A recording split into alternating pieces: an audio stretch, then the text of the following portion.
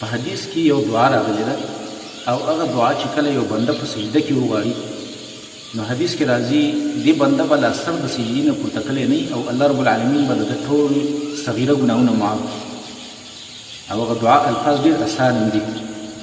اصل کې دا سجده په مانځه کې یو لوی مقام لري، یو لویه درجه لري او د احادیثو د رسول الله صلی الله علیه وسلم نه داسې معلومیږي چې په سجده کې الله رب العالمین د دې بنده دعاګانې ډېرې زیاتې قبلوي.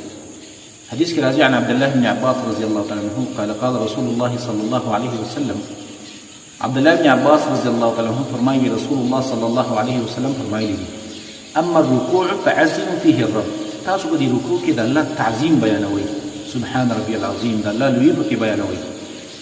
واما السجود هر چې سجده ده نو پجتهدوا في الدعاء تاسو به کې دعاګانې ډېرې غواړئ ولي فقمن ان يستجاب لكم. نبي صلى الله عليه وسلم ډېر لایق ده چې الله به ستاسو دعاګانې قبول کړي. رواه مسلم د حدیث امام مسلم راوړی دی. یو بل حدیث کې راځي ابي هريره رضی الله تعالی عنه فرمایي قال قال رسول الله صلى الله عليه وسلم وی رسول الله صلى الله عليه وسلم فرمایلی دي اقرب ما يكون العبد من ربه وهو ساجد. د سجدې په حالت کې بنده الله ته ډېر نږدې. کله چې بنده په سجده پروت وي نو په دغه حالت کې الله تعالی بنده ډېر نږدې.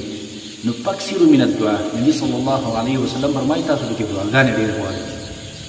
هغه دعا الفاظ په حدیث کې راغلي. هغه حدیث دی په روایت د ابي سعید خدري رضی الله تعالی عنه باندې.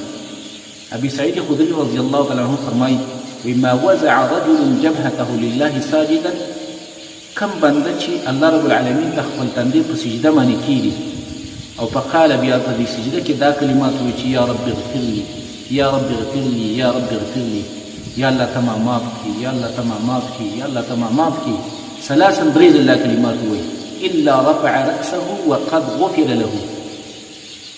نو دا حدیث کې راځي چې د دې سړي به سر د سجدې نه چې څنګه راپورته کوي الله رب العالمین به دته لا ټول ګناهونه ورمعاف کړي. نور الفاظ او نورې دعاګانې په سجده کې راغلي دي. عائشه رضی الله تعالی عنها فرمایي وی رسول الله صلی الله علیه وسلم په رکوع سجده کې د ټول نه زیاته دعا دا کوله چې سبحانك اللهم ربنا وبحمدك اللهم اغفر لي. دا حدیث متفق علیه دی. امام مسلم امام بخاری دواړو راوړی دی. په بل حدیث کې راځي عائشه رضی الله تعالی عنها فرمایي یو ځل ما د شپې د نبی صلی الله علیه وسلم تلاش کاوه لټون مې کاوه بار ته پسې جومات ته راووتم نو نبی صلی الله علیه وسلم په سجده پروت و. ما د خپل لاسونه د نبی صلی الله علیه وسلم د دې خپو په دې تلو پسې وسولول. ما ته پته ولګېده چې نبی صلی الله علیه وسلم په سجده باندې دی او نبی صلی الله علیه وسلم په سجده کې دا کلمات او دا دعا وکړه چې اللهم اعوذ برضاك من سخطك وبمعافاتك من عقوبتك واعوذ بك منك لا احصي ثناء عليك انت كما اثنيت على نفسك. يو بل حديث راجع عن ابي هريره رضي الله تعالى عنه ان رسول الله صلى الله عليه وسلم كان يقول في سجوده. ابي هريره رضي الله تعالى عنه فرمایي رسول الله صلى الله عليه وسلم په سجده کې دا کلمات او دا دعا ویله چې اللهم اغفر ذنبي كله دقه وجله واوله واخره وعلانيته وسره. دا حدیث امام مسلم راوړی دی. نور الفاظ د دعاګانو راغلي دي، نور کلمات هم راغلي دي. ټول نه آسان کلمات چې سړی پکې درې ځله په سجده کې وایي دا دی وایي چې یا رب اغفر لي یا رب اغفر لي یا رب اغفر لي. څنګه چې دا بنده د دې سجدې نه سر پورته کوي الله رب العالمین به د ده دا ګناهونه معاف